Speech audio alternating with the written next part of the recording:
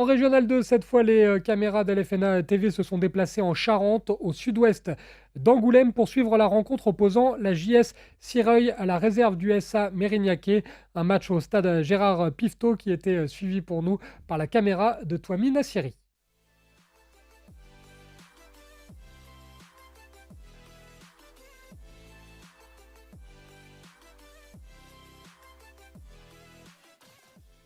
Je suis secrétaire depuis 40 ans à peu près. Donc le club a été créé en 1937.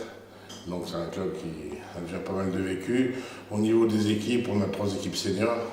On a une équipe en Régional 2, une équipe donc en 2e division départementale et une équipe en 4e division. Les objectifs pour les seniors, c'est essentiellement maintien pour l'équipe A et essayer de faire monter l'équipe B si c'est possible en première division.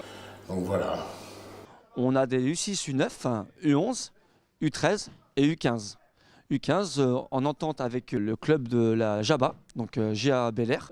On a aussi des U16, U17 qui sont également en entente avec le club de foot de Jaba. Donc en tout, on a à peu près 70 jeunes. L'objectif premier, le plaisir, le sport, que les jeunes puissent participer à un loisir. Le travail qui est effectué grâce au club, au président, aux dirigeants, aux éducateurs. On est 6-7 éducateurs sans lesquels on ne pourrait rien faire. C'est des éducateurs assidus qui prennent du temps pour former, pour éduquer nos jeunes. Et ça, c'est le plus important. C'est les parents, les familles. Donner aussi du plaisir aux parents et aux familles. Notre partenaire aussi, qui est la MJC de la Grande Guérenne. On a un partenaire nouveau, mais efficace et important. Le coup d'envoi est donné par la JS Sireuil pour cette première période. Il fallait être au rendez-vous car les visiteurs, au bout d'1 minute et 30 secondes, vont trouver les filets de la JS Sireuil par leur attaquant numéro 11, Louane Clodan, qui ouvre le score ici à Sireuil. La réaction des hommes de Didine Ben Slimane ne se fait pas attendre sur cette excellente transversale.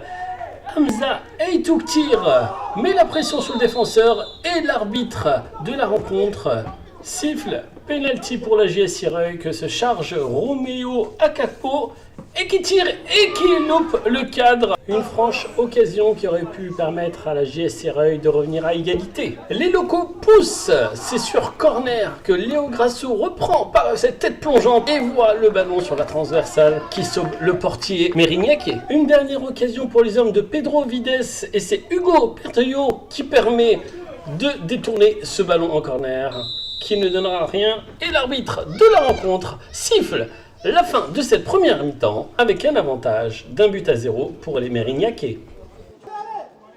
Le coup d'envoi de cette seconde période est donné par les Mérignacais. Mais c'est les locaux qui se montrent dangereux en cette seconde période par cette reprise de Driss Boutira, bien arrêtée par le portier Mérignacais. Les Girondins tentent de réagir et c'est avec Sankouba Diaby qui adresse un centre. Et c'est Enzo Poretti au second poteau seul qui marque et permet à son équipe de mener par 2-0. Encore une fois, Sankouba Diaby inarrêtable sur le côté tente une frappe et une deuxième frappe dans la foulée avec une excellente parade de Guillaume Tardieu. Le corner est rapidement joué. Léo Grasso qui touche de la tête est bien suivi par Ousmane Bandré qui permet à la JS Sireuil de revenir à 2-1 à seulement 8 minutes de la fin du temps réglementaire. On est dans les arrêts de jeu et avec un Hamza Eitouktir en feu. Il se joue la défense adverse et d'une frappe à bout porté des 18 mètres, il marque ce splendide but qui permet dans les derniers instants à la JS Sireuil d'être récompensée et obtenir ce match nul avant que l'arbitre siffle la fin de cette rencontre ici à Sireuil. C'est vrai qu'on a eu une première mi-temps difficile, on a été mis à mal par cette équipe de Sireuil parce qu'on manquait de stratégie là, sur les aspects offensifs, notamment sur la capacité à tenir le ballon sur un terrain difficile.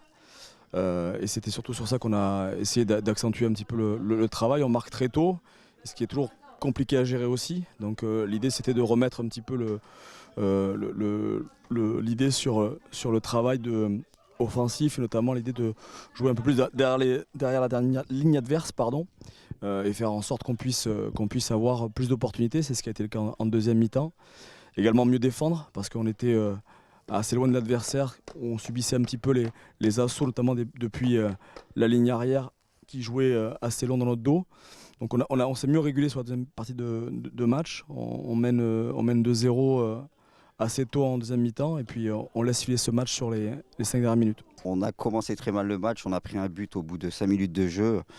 Puis après, on a réagi on a proposé du bon football, on a fait une bonne première mi-temps. On a essayé de poser le ballon, on a joué à terre, on a fait des bonnes combinaisons, on a eu plusieurs occasions. Malheureusement, aujourd'hui, ils avaient un très bon gardien.